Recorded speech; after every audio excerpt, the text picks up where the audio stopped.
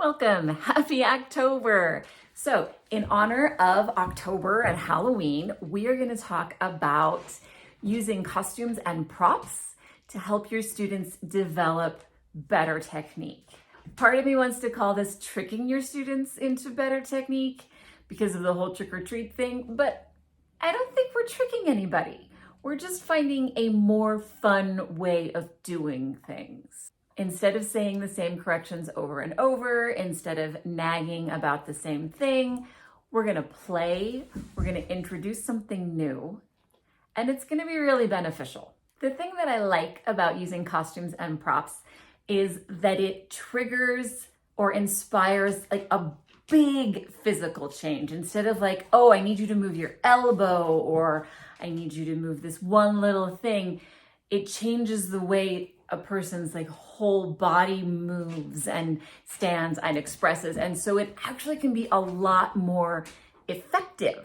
My dog feels left out. Hi, you're good. A lot of times when we tap into people's imagination or their sense of acting, we can have a bigger impact than when we focus on anatomy. Lulu Zweigard talks a lot about this in Human Movement Potential, and then Eric Franklin builds on it in his books. But imagination and acting and play are really effective ways to inspire change. And then when you come back to class the next day and you don't have the costumes on, you can just remind students, remember how we did this when we were being frogs, or whatever it is, whatever costume it is you're using. And they go, oh yeah, and they remember it better and in a different way than if you had just fixed the anatomy. The first thing we're going to talk about is hand shape. I prefer a more elongated hand shape than the rounder Balanchine style. They're both beautiful when well done.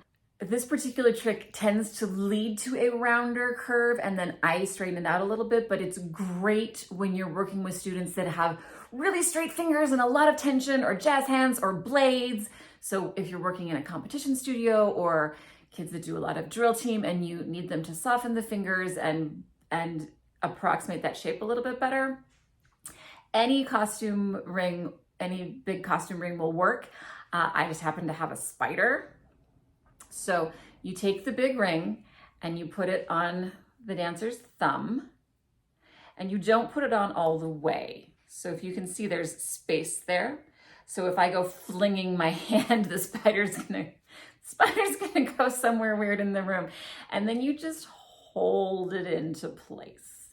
And that just helps students develop the muscle memory of a more closed hand. We're not blades.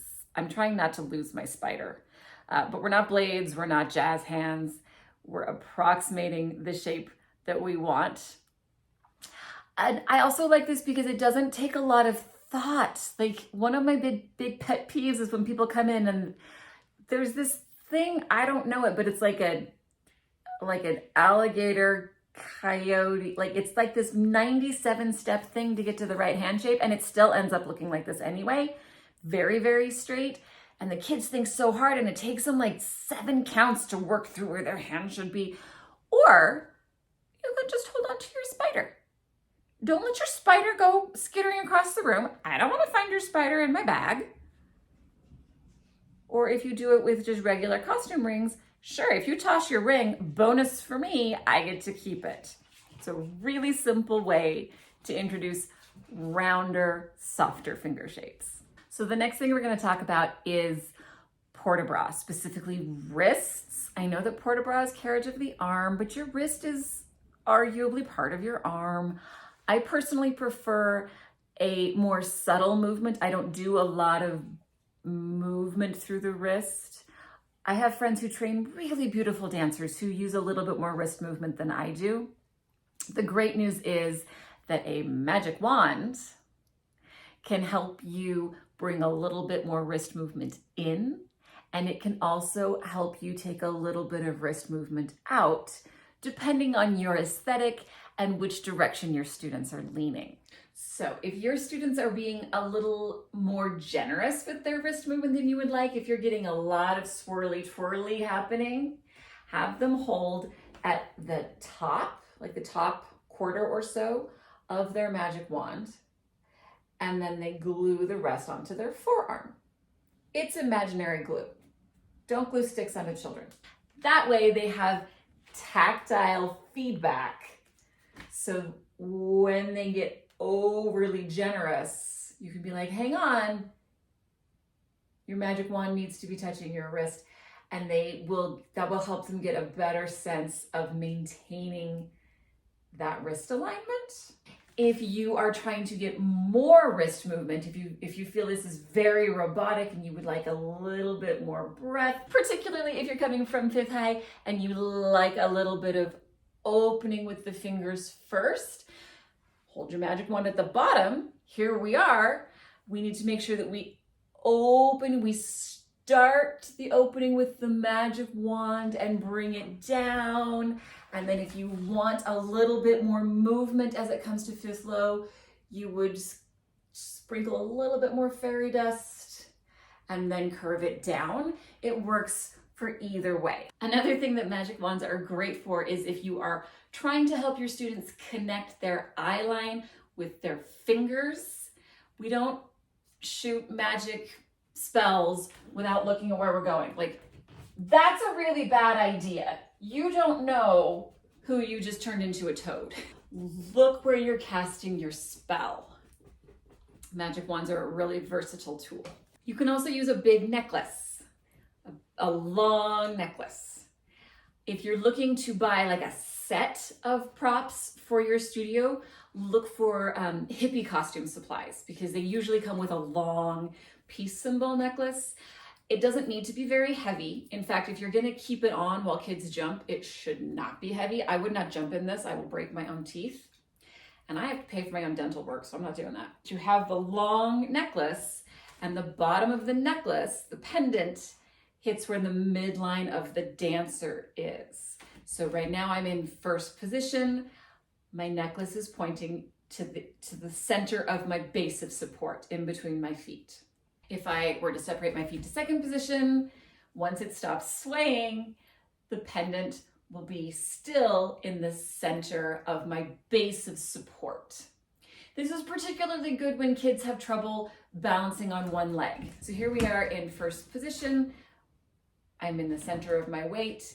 When I pick up one foot, my weight has to shift over the center of my base of support. So this is a really good visual way for the kids to see. If you keep your necklace where it was, you're gonna really struggle with that balance and probably fall. This is also good for kids who try to keep their weight on one foot when they tanlie. So here we are, we're standing on this foot. We come to the center, we go to the other foot. That really helps kids understand how their center line, how their aplomb is going to move with them as they dance. The last idea that I have for you today is one that I wish my teachers had had. Stickers. Stickers are not just for rewards. They actually can be used as a teaching tool, especially for dancers like me who have scoliosis. I don't always notice, like my feet are pointing forward, but I don't always notice that my center has gone off to the side just a little bit because my face doesn't. Like I spent years, decades, walking around like this and then, square your shoulders. Okay, but I didn't bring my center line with me. And then I had like this really, really tight left side of my back because I didn't understand that it's the spine that was twisting. I have so many x-rays of my spine twisting and that information did not translate into like, stop twisting your spine. Stickers are great for that. You take the sticker, you put it on the center line. That way, if you have someone whose upper body tends to wander, you can be like, why is your sticker not in the center? It's also good for kids who generally stay aligned a little bit better, lucky ducks. When we move into croisé, effacé, those écarté, sometimes our fantastic hardworking students work so hard on getting the turnout that they forget to take the upper body. And so this, right now, my sticker is on Foss. I need my sticker to also come to my corner. Stickers can also be great to help with pirouettes. This is where googly eye stickers are particularly useful. I'm gonna use a bat, but you put it on kids' foreheads. I got my hair. So be careful when you do that. So you put a sticker on the center of someone's forehead and then you have them finish the spot with their sticker. Where is your googly eye looking? Did your bat finish your turn?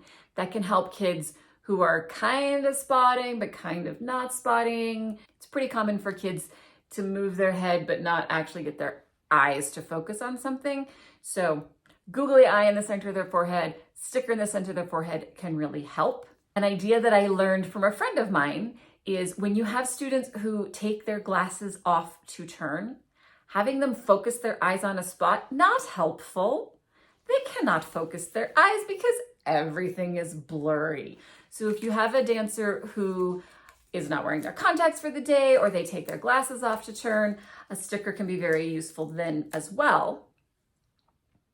You put a sticker on the sternum, googly eye, ghost, whatever, and then you have them finish the turn with their sticker.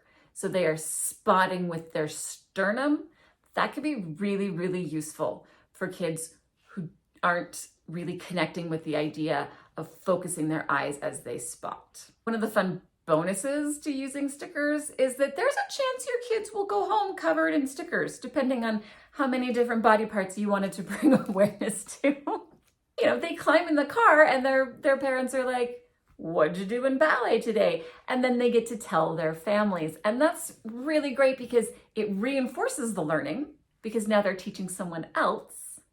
And they also get a chance to share how much fun they had with their families. Sometimes kids will have a great time with you and then they get in the car and they're like, it was fine.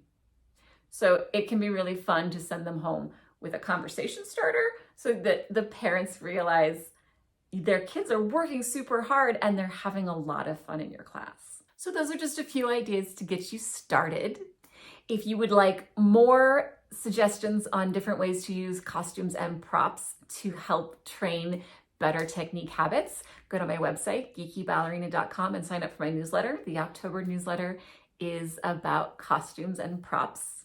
If there's a particular technical element that your students are really struggling with this year, leave me a comment. I would love to help you brainstorm a way to connect with them that's really fun, that's simple, that's easy for you, easy for them, so that we have a really successful, joyful day in class. I would love to help you with that. And as always, I hope you have a really, really great class.